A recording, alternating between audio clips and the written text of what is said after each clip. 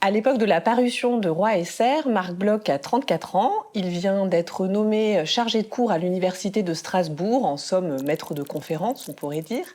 Et il s'agit de la version publiée de sa thèse. Mais ce qu'il faut savoir, c'est qu'à l'époque, on demandait aux universitaires de soutenir 2 thèses. Et Marc Bloch pensait initialement consacrer sa grande thèse aux populations de l'Île-de-France à l'époque du servage. Et comme il avait mené une petite étude sur l'affranchissement des serfs par les rois Louis X et Philippe V, il comptait s'en servir pour en faire l'objet de sa thèse complémentaire. Puis la Première Guerre mondiale éclate, Marc Bloch est mobilisé et lorsqu'il revient du front, il décide de fusionner en quelque sorte les 2 projets et de consacrer sa thèse principale à la politique d'affranchissement des serfs par les rois capétiens, mais cette fois-ci sur la longue durée, du XIIe au XIVe siècle. Et l'on garde du premier projet de thèse principale un superbe premier chapitre qui présente la condition des paysans médiévaux et qui s'attelle à définir, et ce sera tout l'enjeu du livre, ce qu'est un serf au Moyen-Âge. Pour Marc Bloch, il y a 2 catégories d'hommes dans la société médiévale, les hommes libres d'une part et les serfs de l'autre. Tous ont un point commun, ils sont dépendants d'un seigneur. Et ce qui est formidable dans cet ouvrage, c'est la manière dont Marc Bloch nous explique que les médiévaux eux-mêmes peinaient à décrire et à définir ce que pouvait être véritablement un serf, parce que d'un seigneur à l'autre, d'un village à l'autre, d'une région à l'autre, il y avait des conditions multiples, on pourrait dire d'une certaine manière 50 nuances de servitude et de serf. Et pour régler cette épineuse question, en fait, Marc Bloch ne va pas procéder comme ses prédécesseurs et donner une définition juridique qui serait en fait inadaptée aux différentes conditions régionales. Il va donner une définition beaucoup plus financière, beaucoup plus économique, puisqu'il va dire qu'est serf celui qui paye des taxes recognitives de cette servitude. Il en recense 3. La première, c'est le chevage qui se paye par le serf rituellement chaque année sur sa tête. C'est donc une taxe symbolique avec une charge infamante.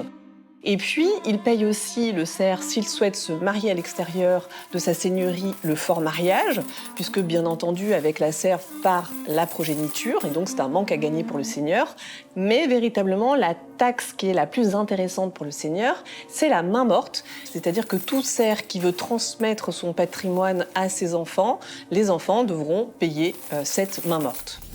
La thèse défendue par Marc Bloch dans Roi et Serre, c'est que ce n'est pas par bonté d'âme ou par charité chrétienne que les rois capétiens ont affranchi leurs serfs.